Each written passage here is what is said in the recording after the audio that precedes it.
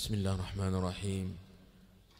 الحمد لله رب العالمين، والصلاة والسلام على أشرف الأنبياء وإمام المتقين، وأشهد أن لا إله إلا الله وحده لا شريك له، وأشهد أن محمدا عبده ورسوله صلى الله عليه وعلى آله وأصحابه ومن تبعهم بإحسان إلى يوم الدين وسلم تسليما كثيرا. اللهم لا علم لنا إلا ما علمتنا وعلمنا ما ينفعنا وزدنا علما إنك أنت العليم الحكيم. اللهم إنا نسألك علما نافعا ورزقا طيبا وعملا متقبلا. Kaum muslimin, kaum muslimat, jemaah subuh yang dirahmati Allah, Assalamualaikum warahmatullahi wabarakatuh. Bab yang ke-32 dalam kitab Al-Janaiz, jenazah.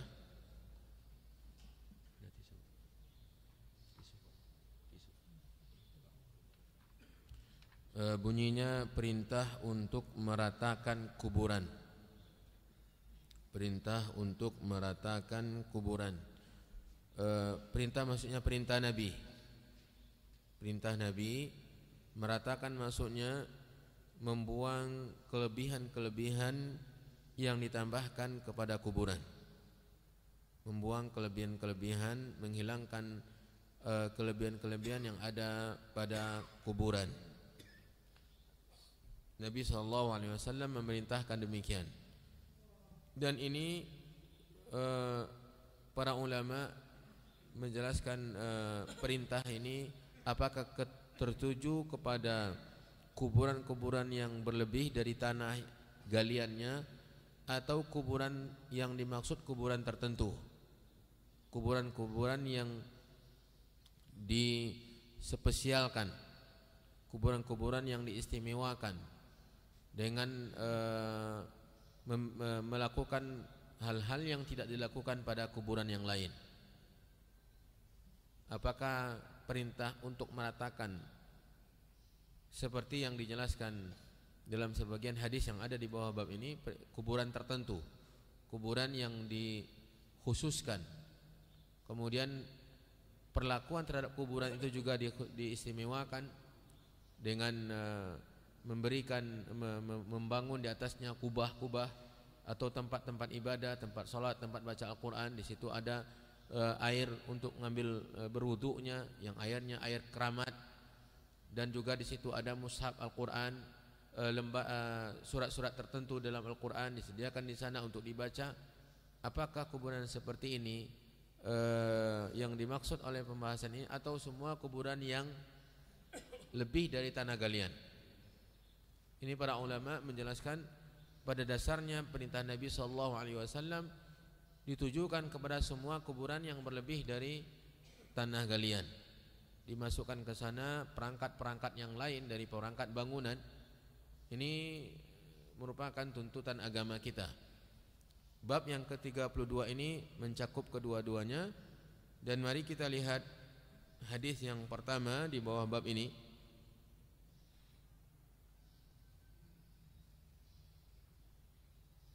Hadis dimulai dari cerita Thumamah ibn Sufai. Thumamah bin Sufai bercerita. Thumamah ibn Sufai ini salah seorang dari generasi tabi'in, muridnya para sahabat Nabi sallallahu alaihi wasallam radhiyallahu taala an jami'i sahabah. Ia bercerita, kunna ma'a Fadalah ibn Ubaid. Fadalah ibn Ubaid sahabat Nabi radhiyallahu taala an. Kunna ma'a Fadalah ibn Ubaidin bi ardir Rum. Kami suatu ketika pernah berada di negeri Rum bersama Fadalah bin Ubaid. Tepatnya di Rodus atau Rudis. Di Romawi itu ada tempat daerah yang namanya Rudis. Fatuwfiya sahibun lana. Maka di sana meninggal salah seorang dari teman kami. Fa'amara Fadalah bin Ubaid biqabrihi fasuwiyah. Maka dalam penguburannya, dalam proses penguburan teman mereka ini di negeri Romawi, di daerah yang namanya Rudis, Fadalah sahabat ini memerintahkan untuk meratakan kuburannya ketika proses penguburan selesai. Ratakan kuburannya. Setelah dia memerintahkan untuk meratakan kuburan teman kami ini, beliau mengatakan, sami'tu Rasulullah sallallahu alaihi wasallam ya'muru bitaswiyatiha. Ia memerintahkan demikian karena dia mendengar Nabi memerintahkan.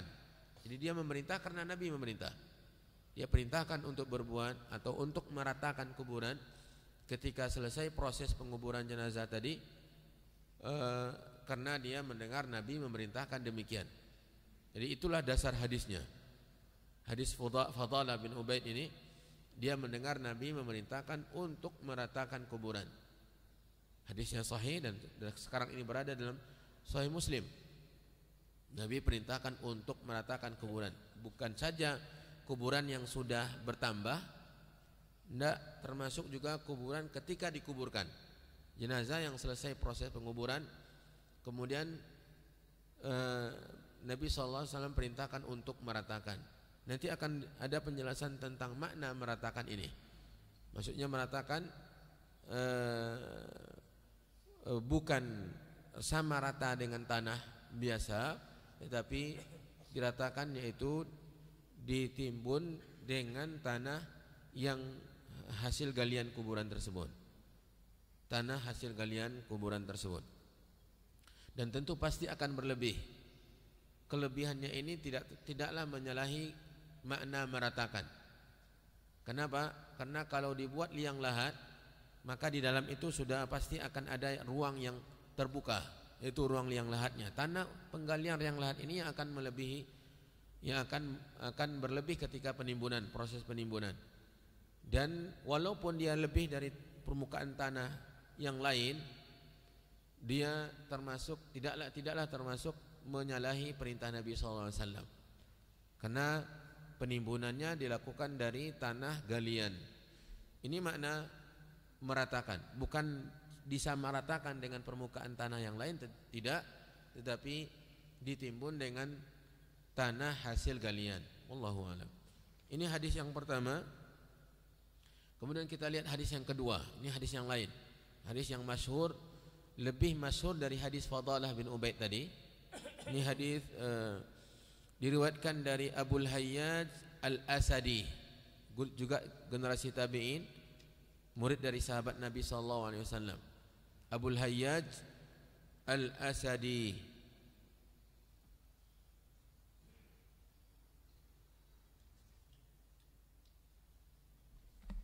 Abul Hayyaj Al-Asadi ini namanya Yazid bin Humaid.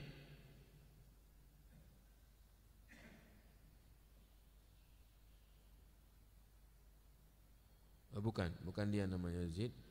Yang terkenal dengan gelar dia terkenal dengan gelarnya Abul Hayyaj Al-Asadi. Abul Hayyaj Al-Asadi, salah seorang dari generasi tabi'in dan murid dari sahabat-sahabat Nabi, terutama di sini adalah Ali bin Abi Thalib, murid dari Ali bin Abi Thalib. Abul Hayyaj Al-Asadi bercerita kepada kita, qala li Ali bin Abi Thalib. Kata Abul Hayyaj, Ali bin Abi Thalib pernah berkata kepada saya, ala ab'athuka ala ma ba'athani alaihi Rasulullah sallallahu alaihi wasallam, tidakkah aku mengutusmu atau maukah aku mengutusmu untuk melakukan apa yang dahulu aku diutus oleh Nabi sallallahu alaihi wasallam. Kata Ali, maukah kamu saya utus untuk perkara yang dahulu Nabi sendiri mengutus saya melakukannya. Ini perkataan Ali bin Abi Thalib radhiyallahu taala anhu kepada Abul Hayyaj Al-Asadi, muridnya. mungkin saja salah satu dari panglima perangnya Abul Hayyat Al-Asadi ini. Maka Ali mengatakan, sekarang saya, atau maukah kamu saya utus untuk melakukan sebuah perkara yang dahulu Nabi mengutus saya melakukannya. Tentu Abul Hayyat tidak mungkin tidak mau melakukan apa yang dahulu Nabi perintahkan untuk dilakukan kepada Ali bin Abi Thalib. Lalu Ali mengatakan, alla tada'a timthalan illa tamastah. Jangan kamu tinggalkan atau biarkan berhala patung kecuali engkau musnahkan. Jangan engkau tinggalkan satu patung pun kecuali engkau musnahkan. Menghancurkan patung berhala-berhala, patung-patung ini ketika dalam peperangan dan juga ketika suatu negeri dikuasai oleh kaum muslimin. Dan ini yang berlaku pada pasukan perang. Jangan kamu biarkan satu patung pun kecuali engkau musnahkan. Kemudian perintah yang kedua, wala qabran musyrifan, dan jangan kamu biarkan satu kuburan pun yang berlebih, yang menonjol di permukaan bumi, kecuali engkau ratakan. Ini perintah Nabi kepada Ali bin Abi Thalib, dan Ali pun perintahkan kepada panglima pasukan perangnya ini Abul Hayyat Al-Asadi radhiyallahu taala an Ali radhiyallahu taala an jami' sahabah. Hadis yang pertama dengan hadis yang kedua ada perbedaan. Ada yang tahu? Hadis Fadalah Ibn Ubaid dengan hadis Ali ini ada perbedaan. Apa perbedaannya? Hah?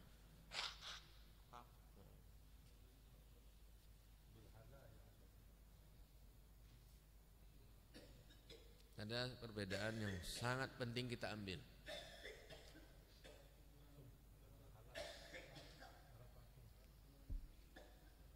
Ya. Hadis yang pertama itu ketika kita menguburkan. Ketika kita menguburkan jenazah, maka petunjuk Nabi SAW mengarahkan kita untuk tidak melebihkan dari tanah yang sudah hasil dari galian, dan tidak dibenarkan untuk menambah-nambah. Kemudian hadis yang kedua ini sudah ada. Hadis yang kedua, kuburan yang yang memang sudah nampak dan sudah jelas, sudah banyak berlebih, sudah dilakukan penambahan itu. Dan perbedaan antara satu dengan yang kedua, yang tadi pertama, ketika saya menguburkan jenazah, maka saya mengamalkan bukan hadis yang kedua tetapi hadis yang pertama, karena Nabi merintahkan untuk itu. Kemudian untuk hadis yang kedua ini bukan untuk semua orang. Hadis yang kedua ini prakteknya bukan untuk semua orang. Jangan nanti semua kita datang ke kuburan yang seperti itu, ambil kapak atau martil, hancurkan. Bukan. Konteksnya sangat sempit. Konteksnya sangat sempit, yaitu untuk yang memerintahkan adalah Amirul Mukminin, pemimpin, yang kuburannya itu kuburan di areal bawahannya, yaitu di kekuasaannya. Maka bisa saja dan hak, bahkan kewajiban seorang pemimpin untuk mengingkari kemungkaran. Jadi dia yang memerintahkan salah satu pasukannya atau pemimpin pasukannya untuk menghancurkan itu. Jadi untuk hadis yang kedua, mengamalkan dan mempraktekkannya bukan untuk setiap orang. Ini yang harus kita pahami. Karena di situ yang memerintahkan Ali ketika itu khalifah, dan kuburan yang ada di daerah kawasannya setelah penaklukan, berarti dia sudah menguasai daerah tersebut, sudah menguasainya, di bawah kekuasaan dia. Jadi pengamalan atau mempraktekkan hadis yang kedua itu bukan milik setiap orang, karena kasusnya kasus yang sangat sempit. Dan Nabi ketika perintahkan Ali adalah pernah menjabat sebagai pemimpin pasukan perang. Begitu juga Nabi SAW adalah penguasa, pemimpin ketika itu. Sementara Ali sekarang ini ketika perintahkan kepada Abul Hayyat Al-Asadi, dia juga pemimpin, khalifah, dan dia perintahkan bukan kepada sembarangan orang, kepada pemimpin pasukan juga. Jadi untuk yang pertama itu mencakup semua orang. Makanya Fadalah bin Ubaid sahabat Nabi, dan dia bukan pemimpin, dia hanya sebatas seorang sahabat Nabi. Ketika proses penguburan, hak setiap orang untuk menasihati orang lain dengan mengatakan ini cukup dengan tanah yang sudah kita gali ini untuk menimbunnya. Tetapi kalau sudah ada kuburan nampak kita, dan bahkan sudah ada keramiknya, dan bahkan sudah ada paketnya, sekarang tinggal letakkan di atas kuburan tersebut. Jangan pula kita mentang-mentang telah membaca hadis ini, setiap 1 kali sebulan membawa martil ke kuburan, ke pemakaman, kemudian hancurkan kuburan yang sudah ada. Bukan. Maksudnya ini adalah untuk kasus tertentu, dan siapa yang memerintahkan, siapa yang melakukan, dan di mana ia melakukan, di bawah kekuasaannya. Bila mana sekarang presiden kita mengumumkan dan memerintahkan untuk seperti itu, maka kita atau orang-orang yang yang berwenang untuk melakukannya akan melakukan. Tetapi kalau untuk perorangan, kemungkaran, memang itu sebuah kemungkaran bertentangan dengan tuntunan Nabi. Tetapi mengingkari kemungkaran yang memunculkan kemungkaran bukan ma'ruf, tetapi apa? Mungkar. Jelas itu sebuah kuburan yang sudah ada, yang menonjol jauh dan banyak sekali, dan bahkan dia ada atapnya, ada apanya. Itu kemungkaran karena menyalahi tuntunan Nabi. Tetapi ketika kita ingkari, semua orang marah, dan yang memiliki kuburan juga akan berupaya untuk membalas, maka ini kemungkaran. Mengingkari kemungkaran dengan memunculkan kemungkaran bukan ma'ruf tetapi mungkar, tapi sebuah perbuatan mungkar. Jadi ketika kita katakan dan bahkan mengingkari orang yang mengingkari kemungkaran yang memunculkan kemungkaran, maka ma'ruf. Kita mengingkari orang yang mengingkari kemungkaran, yang dalam pandangan orang yang pertama ini adalah mafsadahnya besar. Kamu jangan lakukan itu, karena ini akan memunculkan mafsadah besar dan itu mungkar. Maka mengingkari itu adalah ma'ruf.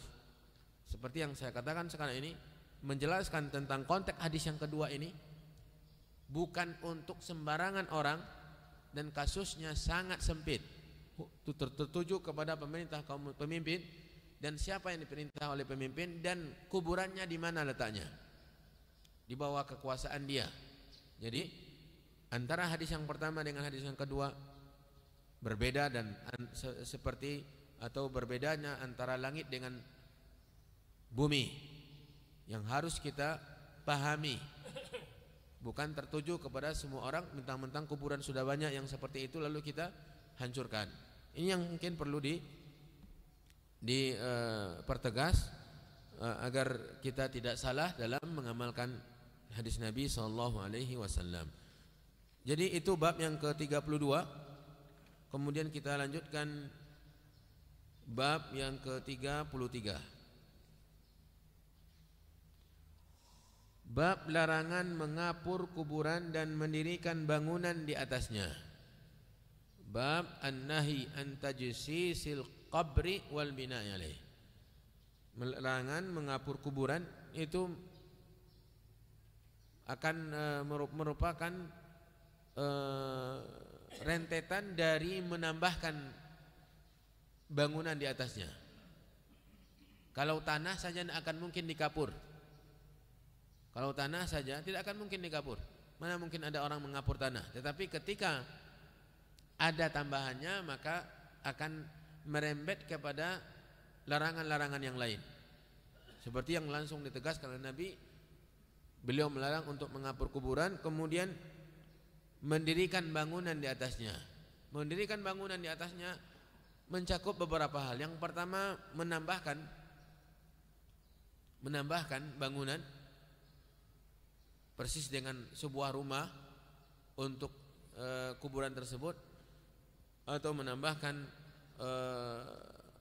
perangkat-perangkat yang lain dari keramiknya atau hal-hal yang sudah ada sekarang ini banyak sekali dijual. Ini juga termasuk membangun, karena kan memerlukan sarana-sarana membangun. Ada semennya, ada airnya, ada pasirnya, ada keramiknya. Ini semua kan untuk membangun. Ini makna yang pertama. Dan makna yang kedua, membangun tempat yang lain di sana. Dan banyak sekali kuburan, apalagi kuburan yang sudah dikeramatkan, itu dibuat bangunan penunjang di sana. Seperti yang tadi saya isyaratkan, ada ruang khusus untuk duduk, untuk bersimpuh dekat kuburan tersebut, untuk sujud. Di situ sudah ada tempat-tempat Al-Qur'annya. Bila mana ada orang yang baca Al-Qur'an, banyak orang-orang yang menginfakkan, mewakafkan Al-Quran di sana, dan di atasnya bentuknya seperti masjid, yang dikenal dalam istilah akidahnya dengan dharih atau masyahid, tempat-tempat untuk melakukan ritual-ritual tertentu. Dan ini juga bangunan, termasuk juga dalam larangan Nabi SAW dalam bagian yang kedua pada bab ini. Kemudian mari kita lihat hadis yang pertama, hadis sahih 2169, nomor yang kita buat. Rasulullah SAW bersabda dari hadis Jabir bin Abdullah radhiyallahu taala an, kata Jabir, naha Rasulullah sallallahu alaihi wasallam an yujassasal qabru. Nabi melarang dari mengapuri kuburan, wa ayyuq'ada alaih, dan dari duduk di atasnya, di atas kuburan, wa ayyubna alaih, dan melarang juga dari mendirikan bangunan di atasnya. Mendirikan bangunan yang tadi kita jelaskan maknanya.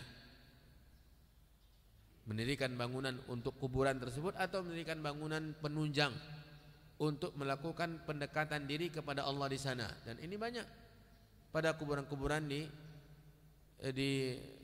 daerah-daerah atau di wilayah-wilayah kaum muslimin, baik di negara kita ataupun di negara-negara yang lain. Ada beberapa hadis di bawah bab ini, 1, 2, 3. Secara tegas Nabi SAW melarang mengapuri kuburan, yang tentu merupakan rentetan dari membangun di atasnya. Jadi kalau seandainya ada orang membangun dan langsung dikapuri, maka dia sudah melakukan dua larangan. Yang pertama membangun, yang kedua mengapurinya. Kalau dia tidak kapuri, berarti dia sudah melakukan atau melanggar satu larangan Nabi SAW, membangun di atasnya. Membangun di atasnya. Ini bab yang ke-33. Setelah itu kita masuk ke bab yang ke-34, bab larangan duduk dan salat di atas kuburan. Larangan duduk sudah ada dalam hadis tadi, hadis yang pertama, dan pada bab yang ke-33, dan Nabi melarang untuk duduk di atas kuburan. Untuk duduk di atas kuburan. Dan di sini tambahannya, dan larangan salat di atas kuburan. Maksudnya salat di sini adalah salat biasa, salat selain dari salat jenazah, salat sunat, apapun juga, apalagi yang dimaksud yang dilakukan di situ adalah salat fardu.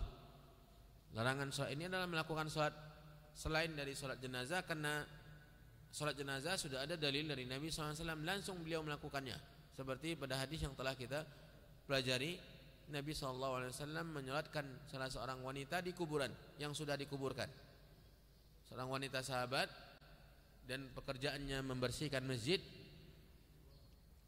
dan dia wanita hitam, kemudian meninggal dan dikuburkan langsung. Nabi tidak mengetahuinya, maka Nabi SAW datang ke kuburannya dan menyolatkan jenazah di sana, menyolatkan wanita itu di kuburannya. Berarti yang termasuk dalam larangan ini selain dari salat jenazah, salat apapun juga selain dari salat jenazah, karena salat jenazah sudah dikeluarkan oleh perbuatan Nabi tadi. Hadis yang pertama Hadis Abu Hurairah radhiyallahu taala anhu, Rasulullah SAW bersabda, la ay yajlisa ahadukum ala jamratin fatuhriqa thiyabahu fatakhlusa ila jildihi khairun lahu min an yajlisa ala qabrin. Ini ancaman keras dari Nabi SAW. Bila mana duduknya seseorang di antara kamu di atas bara sehingga membakar pakaiannya dan akhirnya membakar kulitnya, itu lebih baik baginya daripada duduk di atas kuburan. Bayangkan ancaman Nabi SAW, lebih baik kita duduk di atas bara api yang membakar pakaian dan kemudian membakar kulit kita, lebih baik itu daripada duduk di atas kuburan. Ancaman dari Nabi SAW terhadap perbuatan tersebut, secara khusus yaitu duduk di atas kuburan. Ini hadis yang pertama. Di bawahnya ada beberapa hadis, 1, 2,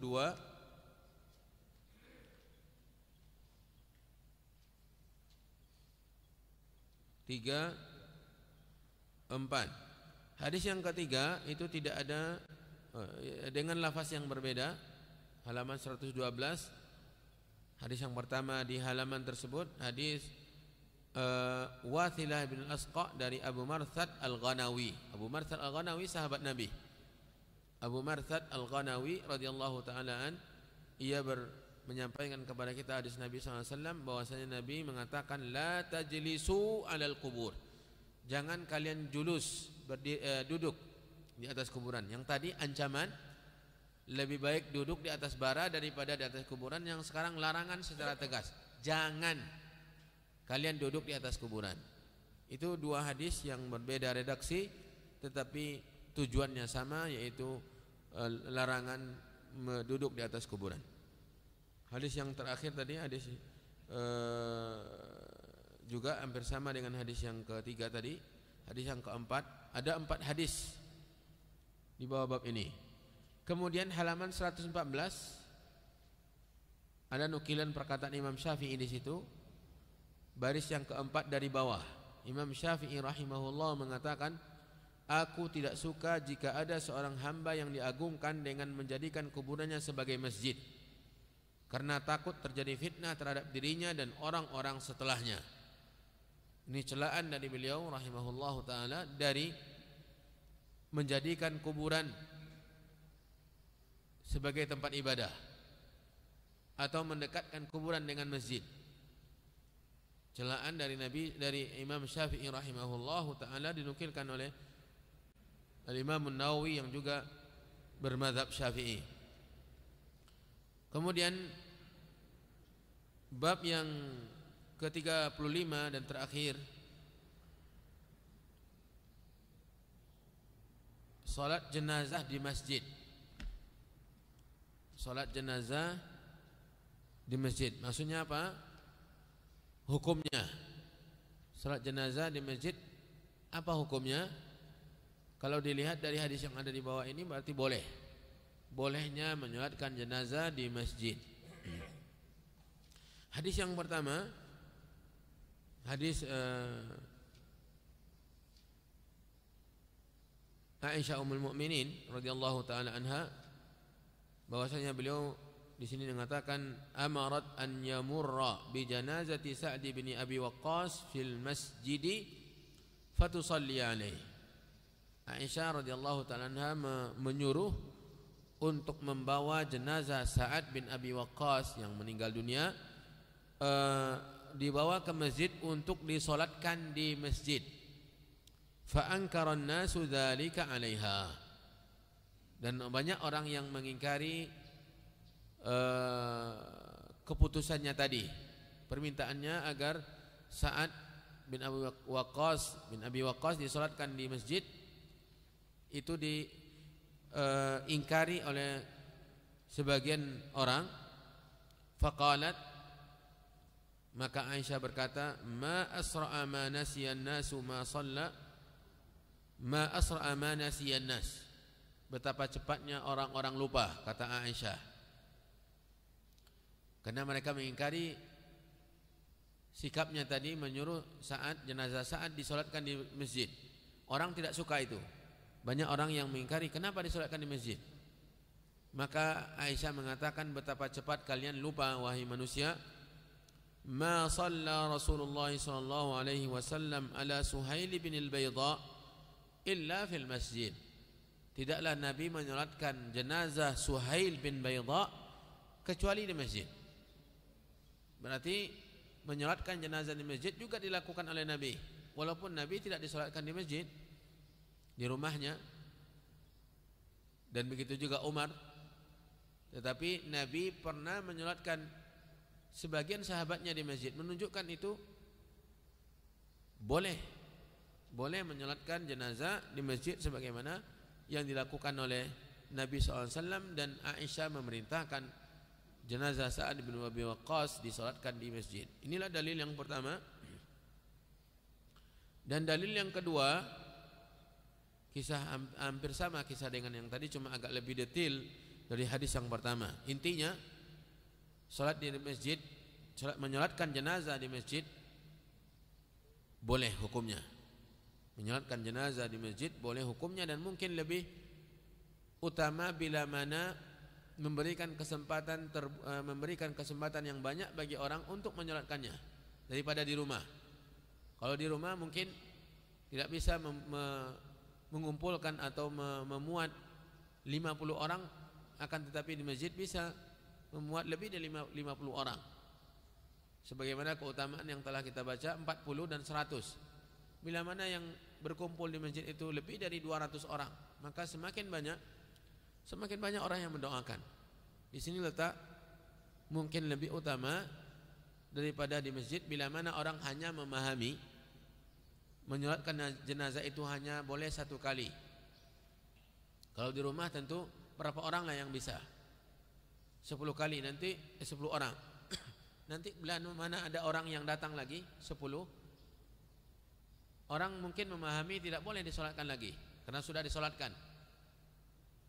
Maka ini tentu yang menyolatkan hanya 10 orang saja. Tetapi kalau di masjid bisa sekaligus. Kalau seandainya di rumah dilakukan dan orang memahami, boleh berganti-gantian seperti yang dilakukan pada jenazah Nabi SAW. 10 orang masuk keluar, 10 orang masuk keluar, 10 orang masuk keluar. Maka mungkin ini juga lebih utama bila mana kondisinya demikian.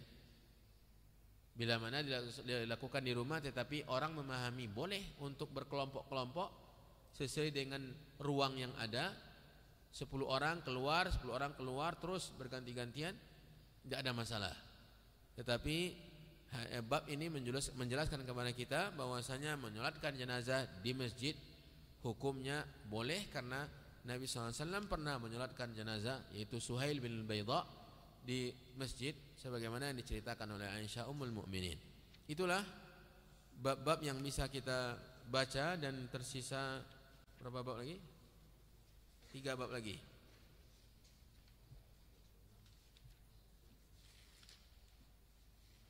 Tiga bab lagi, insyaallah besok kita selesaikan sisa dari bab-bab yang ada dalam kitab Al-Janaiz, yang insyaallah minggu depan kita mulai kitab yang baru, kitab yang ke-12, yaitu kitab Az-Zakah. Wallahu taala alam, wa sallallahu wasallam wa baraka wa an'am ala nabiyyina Muhammadin wa ala alihi wa sahbihi ajma'in.